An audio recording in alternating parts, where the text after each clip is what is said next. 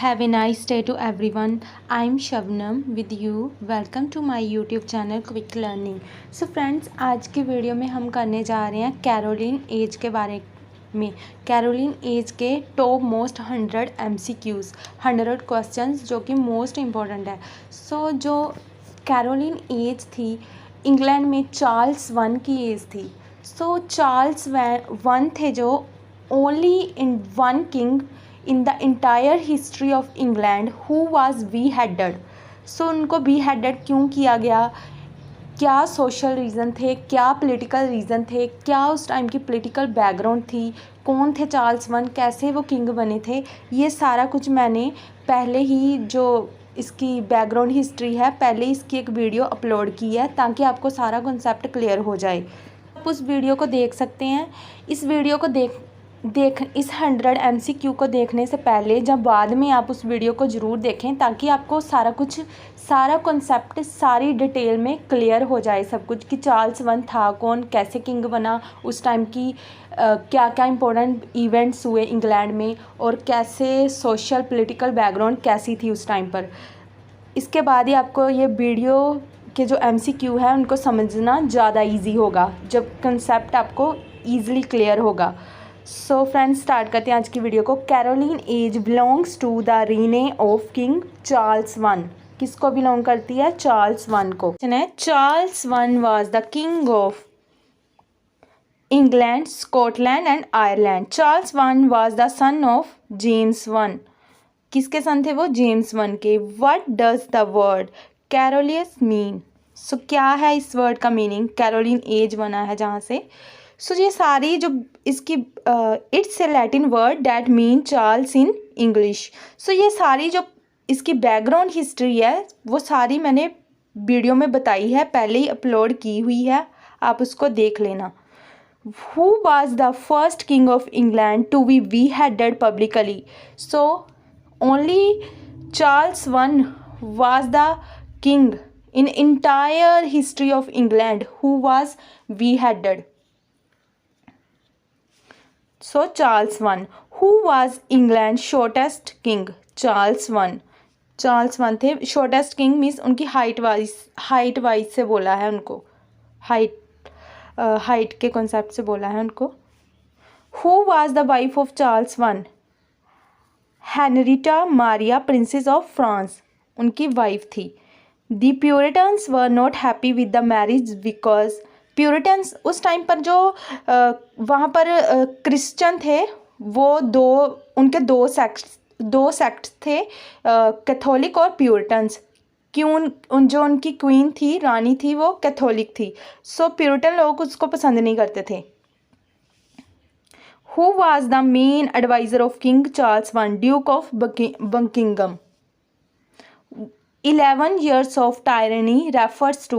So 11 years of tyranny किसको बोला जाता है? क्योंकि जो वो चार्ल्स वन था वो पार्लियामेंट की सलाह से कोई काम नहीं करता था। सो जो उसने 11 साल मीन्स 11 साल तक पार्लियामेंट की कोई भी सलाह नहीं ली, वहाँ के लोगों की कोई सलाह नहीं ली, डिक्टेट होकर डिक्टेटरशिप से रूल किया, इसलिए इसको टाइनरी बोला जाता है। मीन्स तानाशाह बनकर उसने रूल किया। सो कब से लेकर कब तक? 1629 से 1640 तक। इस ईयर को जाना जाता है 11 years of tyranny. As a dictatorship उसने काम किया, सारे कुछ बैन कर दिया था और वो पार्लियामेंट की सलाह नहीं लेता था, लोगों की सलाह नहीं लेता था, जब उसका मन करता था टैक्स लगा देता था। ऐसे उसने बहुत सारे मीन्स जो प्रोग्राम थे और भी जो थिएटर थे वो उस पर भी बैन लगा दिया था, इसलिए इसको टायरनी ईयर बोला जाता है। 11 साल तक उसने ऐसा ही किया, इसलिए जो प्यूरिटन लोग थे उससे बहुत ज़्यादा नफरत करते थे। That's why he was beheaded. The poets of the Caroline age can be divided into 3 categories में बांटा गया है उनको: metaphysical poets, cavalier poets and Puritan poets. Cavalier poets कौन थे? जो चार्ल्स वन को सपोर्ट करते थे, चार्ल्स वन के को सपोर्ट करते थे, उसकी कोर्टशिप जिन्हें मिली हुई थी। Who were cavaliers political supporters of Charles one को जो पॉलिटिकल तौर पर सपोर्ट करते थे। Who were roundheads, this is very important question. Who were roundheads, political supporters of parliament. So जो पार्लियामेंट के सपोर्टर थे उस टाइम उनको बोला जाता है राउंड हेड्स, और जो किंग चार्ल्स के सपोर्टर थे पॉलिटिकल उनको बोला जाता है कैवेलियर्स। सो उस टाइम पर जो पोइट्स थे 3 टाइप्स के थे, metaphysical, Cavalier, Puritan poets.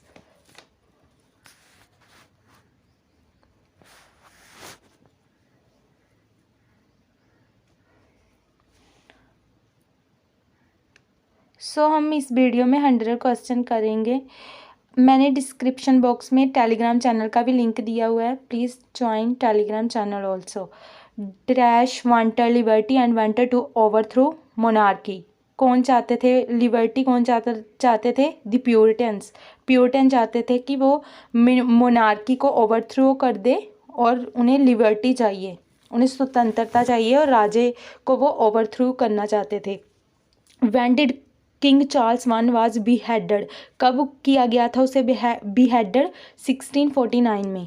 After the death of Charles one who became Lord Protector over the English Commonwealth, कौन बना था लॉर्ड प्रोटेक्टर? सो जो प्यूरिटन का लीडर था चार्ल्स वन की डेथ के बाद वो बना था लॉर्ड प्रोटेक्टर इंग्लैंड का, और उसके पीरियड को कॉमनवेल्थ पीरियड बोला जाता है। ये सारी वीडियो भी ऑलरेडी मैंने अपलोड की हुई है बैकग्राउंड हिस्ट्री की, कि ओलिवर क्रॉमवेल कौन था, कैसे चार्ल्स वन की डेथ के बाद वो इंग्लैंड का लॉर्ड प्रोटेक्टर बना। वो किंग नहीं था, वो सिर्फ लीडर था प्यूरिटन्स का, और वो लॉर्ड प्रोटेक्टर बना था इंग्लैंड का।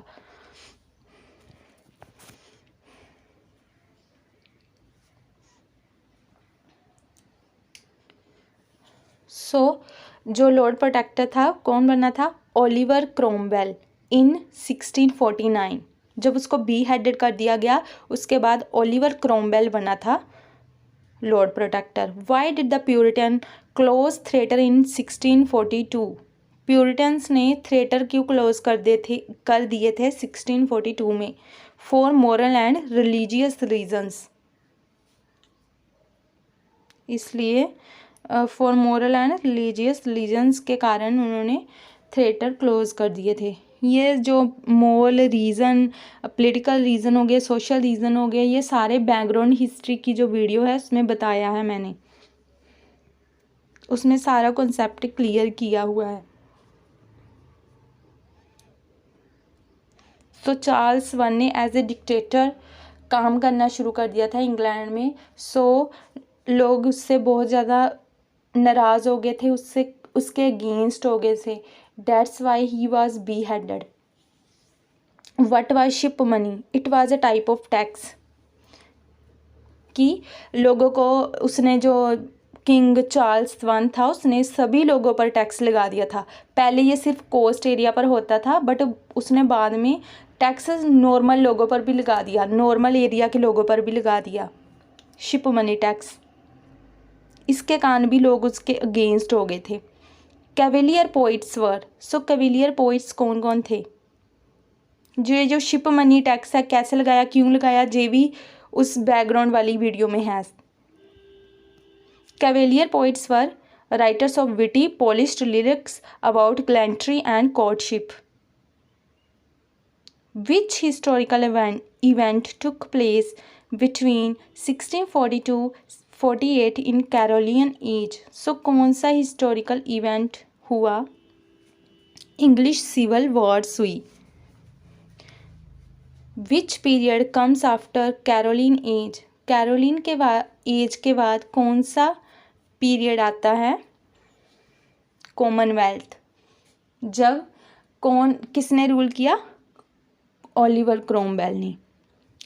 The writings of Cavalier poets were opposed by the Puritans. Which writer lost his academic degrees and his job was imprisoned, had his books burned and his heirs cut off in Caroline age. So किस writer के साथ ऐसा हुआ? William Prynne. Who fought for the liberty of the people against the tyrannical rule of Charles one. So लोगों की liberty के लिए कौन खड़ा हुआ? चार्ल्स वन के अगेंस्ट। सो किसने आवाज़ उठाई थी चार्ल्स वन के अगेंस्ट? लोगों की स्वतंत्रता के लिए, क्योंकि चार्ल्स वन ने एज ए डिक्टेटर रूल किया।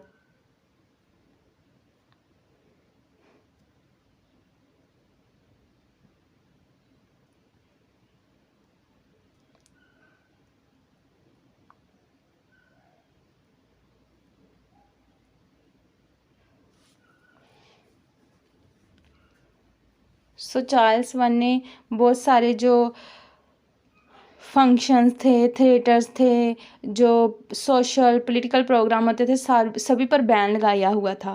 सो किन किनों ने आवाज़ उठाई थी? मिल्टन एंड क्रोमवेल ने। Journal and diary writings were popular during Cavalier age. Cavalier age के ड्यूरिंग जर्नल और डायरी राइटिंग्स बहुत पॉपुलर हुए थे। What is the objects of Puritan movements? Personal righteousness and civil and religious liberty. Who were opposed to Puritan movement? King Charles I and his counselors Puritan के against थे। The real champions of liberty and stood for toleration during the Puritan age, Milton and Cromwell. In which year Cromwell defeated King Charles I? कब defeat किया Cromwell ने Charles one को? इन 1645. Which Caroline is writer is known as Shakespeare of Divine and of Pulpit? Jeremy Taylor. The rule and exercise of holy living, the rule and exercise of holy dying are the works of, बहुत ही important works है ये, Jeremy Taylor. Pastoral elegy is a work of, किसका है ये work? Pastoral elegy है। Elegy वो होती है जो किसकी डेथ पर लिखी जाती है, सोरोफुल सॉन्ग।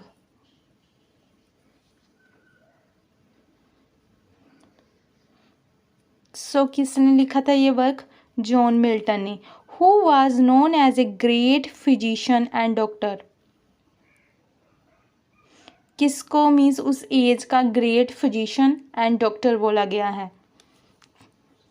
उस टाइम पीरियड का, उस टाइम पीरियड के जो ग्रेट फिजिशियन और डॉक्टर हैं कैविलियर एज के, sir Thomas Browne. The anatomy of melancholy 1621 is a masterpiece of Robert Burton.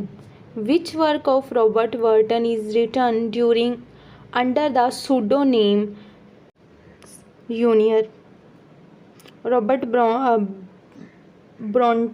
ब्रॉटन ने लिखा ये work, the anatomy of melancholy. George Herbert was a religious poet. On his deceased wife to the Nightingale, the Masquerade in Piedmont are the poems of, किसकी है poem सारी? On his deceased wife and to the Nightingale, John Milton. These are the poems by John Milton, whose poetry is divided into three groups like anatomy poems, religious poems and epigrams. Robert Herrick. Which Cavalier poet was arrested twice in 1642 and 1648? So, कौन से poet थे ऐसे? Richard loveless. थिया poem है जो Richard loveless ने लिखी थी 1642 में। सो stone walls do not a prison make, no iron bars a cage. 2 Althea की ही लाइन्स हैं, ये concluding lines and these are very famous quotation lines from the to Althea written by Richard Lovelace in 1642. Stone walls do not a prison make, nor iron bars a cage. कि stone Waals jail नहीं बना सकती और जो iron wars है वो किसी पिंजरे को नहीं बना सकती. फ्रीडम की बात की है इसमें.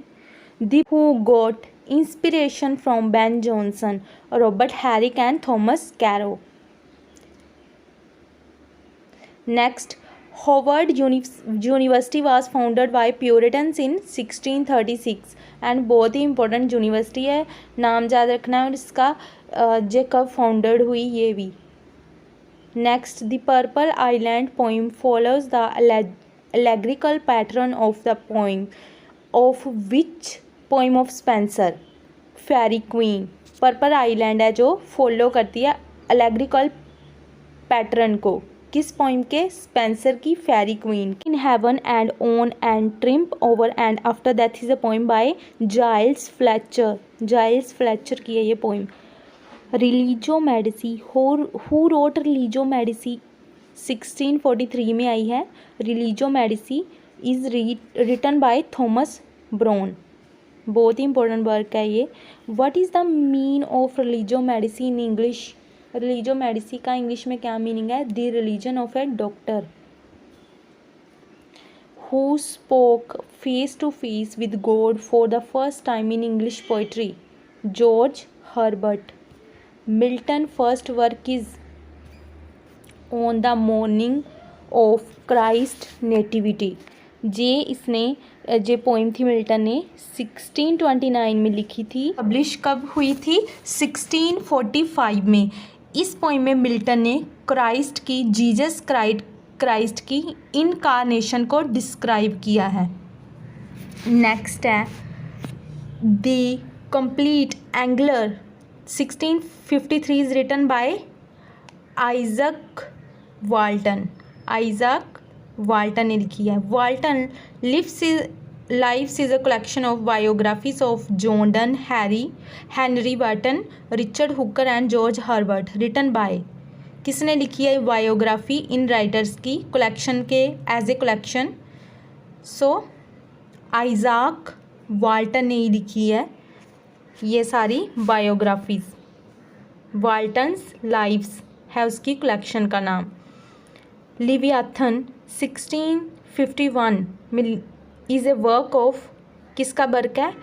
थॉमस हॉब्बिस का. Flaming heart. So flaming heart किसने लिखा है? रिचर्ड क्रैशियो ने. रिचर्ड क्रैशियो ने. Next, in his last years who wrote dedicatic and satirical verse which earned for him the title of our English Juvenal? George Wither. Wither ने लिखा. The cavaliers were the followers of. Cavaliers थे जो किसके followers थे?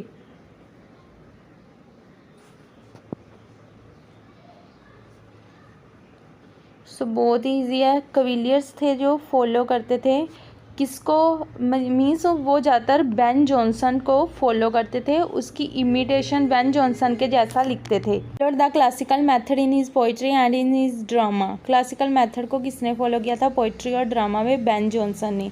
The followers of which were not all royalists but the label cavalier was stuck to them. Ben Jonson. Next, of Reformation 1641, of Parallelical Episcopacy 1641 and the Reason of Church Government 1642 are written by John Milton, for whom John Milton described about in the book In Paradise Lost.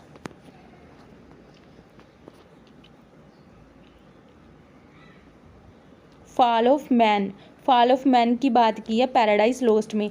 In which great epic Adam fell to the first temptation by Saturn and exile from the heaven. So में है ये story Paradise Lost में। In which year petition of right came into existence? Petition of right 1628। बहुत ही important है ये question.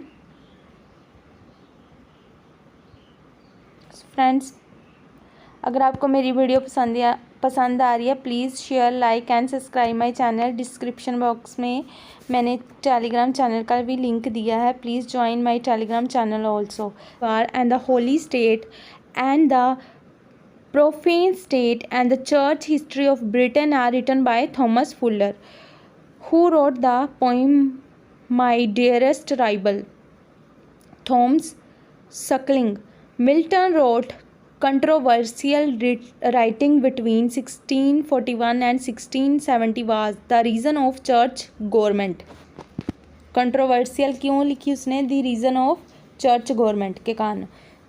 Some Cavaliers poet like Caro, Suckling and Lovelace were also disciple of John Donne. John Donne को भी follow करते थे ये, क्योंकि वो जॉन डन मेटाफिजिकल पोइट थे। So cavalier poet Ben Jonson और जॉन डन दोनों को फॉलो करते थे। The cavalier poets normally write about dash subjects. उनका सब्जेक्ट क्या था लिखने का? सो वो लिखते थे ज़्यादातर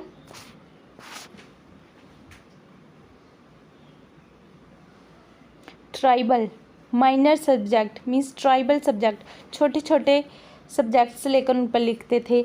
लोकास्टा going to the wars is a work by sir Richard Lovelace. Passions of Love is a fine piece of rhythmic cantique and harmony of which metaphysical poet? Thomas Caro. Name the important Cavalier poets. Robert Herrick, Richard Lovelace, John Suckling and Thomas Caro. Which metaphysical poet is often compared with Browning? इसको browning के साथ compare किया जाता है। Metaphysical poet को John Donne. Like browning, who has no sympathy for the reader, who cannot follow his keen and insidious thought, while his writing is most difficult to understand.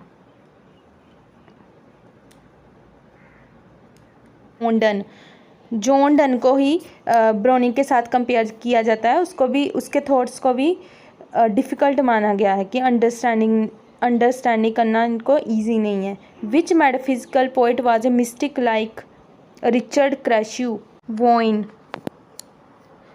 To his coy mistress is a poem by Andrew Marvel.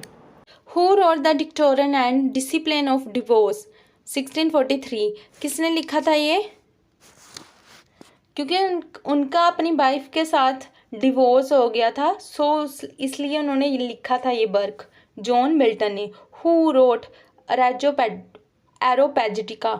Areopagitica किसका work है? जिसमें press के freedom की बात की है, freedom of press की बात की है।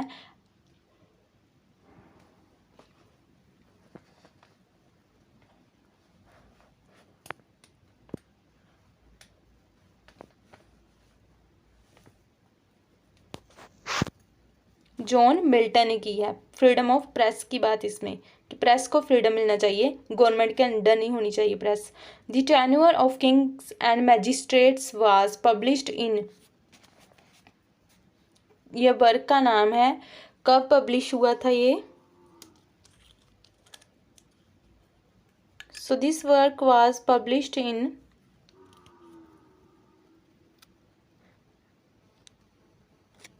The tenure of kings and magistrates was published in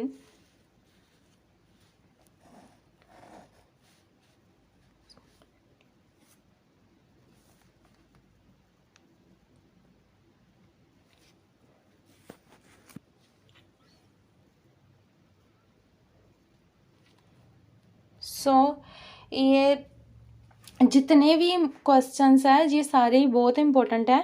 सो ये कब पब्लिश हुआ था वर्क? 1649 में।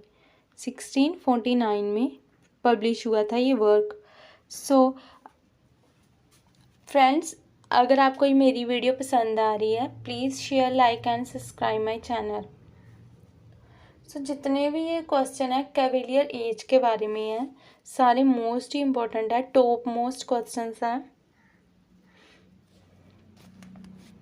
जैसे ये हो गया to his coy mistress is a poem by Andrew Marlowe, बहुत ही इंपॉर्टेंट पोइम है जी।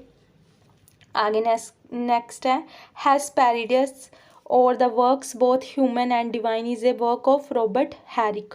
What is the theme of Hesperides? Hesperides का थीम क्या है जो रॉबर्ट हैरिक का वर्क है? सो मीन्स ये कलेक्शन है, पोइम्स की कलेक्शन है ये, इसमें बहुत सारी पोइम्स है। इसका थीम क्या है?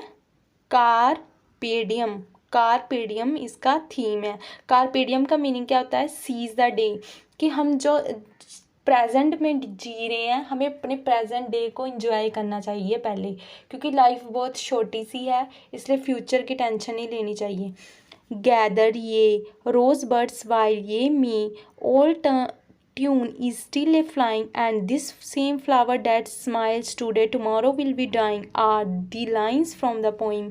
किस पोइम से लाइंस ली गई है ये? सो ये इन लाइंस को पढ़कर ही आपको पता चल गया होगा, क्योंकि ये इसमें लाइफ की बात हो रही है। To the virgins to make much of the time. So ये जो पोइम है ये हेस्पेरिडियस से ही ली गई है।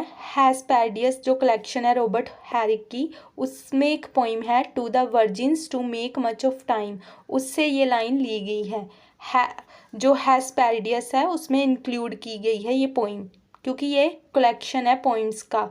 किसने लिखा है? रॉबर्ट हैरिक ने। नेक्स्ट है who is known as a group of English poets associated with Charles I and his exiled son. Most of their work between 1637 and 1660 are कौन थे जो इंग्लिश पोइट्स जो इनके साथ रिलेट थे? Charles one and his exiled son. Most of their work between 1637 and 1660.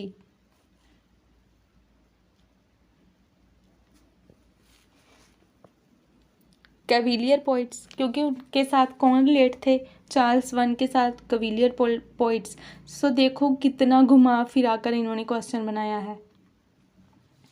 Which poetry uses the straightforward expressions and direct language instead of using metaphors and unrealistic imagery? Cavalier poets ballad upon a wedding is written by John Suckling। सो ये इसमें 22 stanza है जो ballad है। Among metaphysical poets who is famous for his panegyric odes which influenced English poetry throughout the 18th century? Ibrahim Coeli। Which great Puritan writer was a friend of Andrew Marvell? का friend कौन था? John Milton थे उनके friend. Who was the first to use the closed couplet which dominate English poetry for the next century? किसने use किया था? Edmund Waller ने use किया था। To daffodils is a poem by. So daffodil poem है वो किसकी है? वर्ड्सवर्थ की। ये टू डेफोडिल है, इससे हमने याद रखना है। टू डेफोडिल रॉबर्ट हैरिक की है। हेस्पेरिडियस था जो उसका कलेक्शन, उसमें से ली गई है, उसमें है ये पोइम हेस्पेरिडियस में to daffodils. So to daffodils किसकी? रॉबर्ट हैरिक की। और अकेली जो डेफोडिल्स है वो वर्ड्सवर्थ की। सो हेस्पेरिडियस क्या है? कलेक्शन ऑफ पोइम्स, उसमें बहुत सारी पोइम्स हैं, उनकी कलेक्शन है, रॉबर्ट हैरिक ने लिखा है। उसमें से एक पोइम है टू डेफोडिल्स। जो वर्ड्सवर्थ की डेफोडिल्स है उसमें वर्ड्सवर्थ ने किसकी प्रेज की है? नेचर की। डेफोडिल फ्लावर्स की। उसको फ्लावर्स नाचते हुए दिखाई देते हैं, जैसे जैसे हवा चलती है वो अपना सर हिलाते हैं और डांस करते हैं flowers.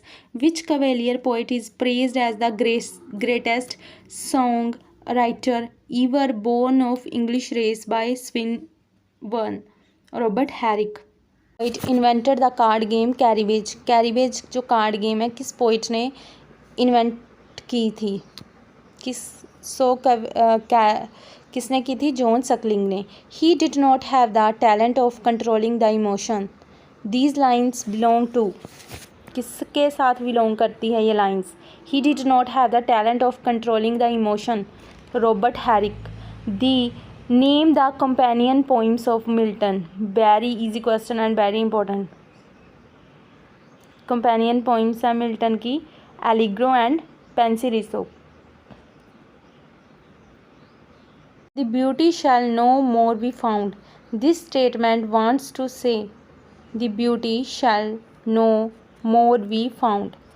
Time is very powerful and the days of beauty is numbered. Who wrote an elegy upon the death of the Dean of Paul, Dr. John Donne? किसने elegy upon the death of the Dean of Paul, Dr. John Donne पर? Thomas Carew ने लिखी है। A rapture is a poem by Thomas Carew. Who wrote the Goblins and Aglaura? Goblins और Aglaura किसने लिखी है? सो goblins है वो कॉमेडी है और जो एग्लोरा है वो ट्रेजेडी है। सो जो गॉबलिन्स है वो 1646 में लिखी गई, एग्लोरा 1638 में। जॉन सकलिंग ने लिखी है ये। एक कॉमेडी है और जो दूसरी है वो ट्रेजेडी है। जॉन सकलिंग ने।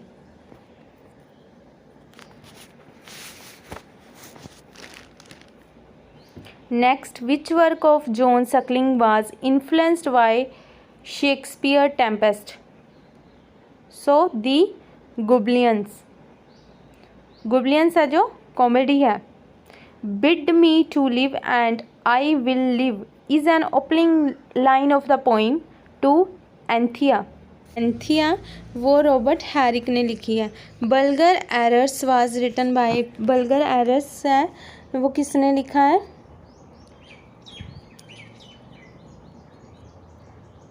थॉमस ब्राउन ने। Who wrote the liberty of professing? Liberty of prophesying work है जो किसने लिखा है? Jeremy. So the liberty of prophesying is written by Jeremy Taylor. Jeremy Taylor ने लिखा है ये work, Jeremy Taylor. So next हमारा क्वेश्चन है, who wrote worthies of England? So बहुत ही फेमस वर्क है ये, थॉमस फुलर ने लिखा है। A session of the poets is a satire by John Suckling. So ये थी 100 MCQs की वीडियो जो बहुत ही इंपॉर्टेंट है और बार बार एग्ज़ाम्स में पूछे जाते हैं, जो UGC net, master cadre, TGT, PGT, KVS सारे एग्ज़ाम्स के लिए इम्पोर्टेंट है। Please share, like and subscribe my channel. Thank you for watching.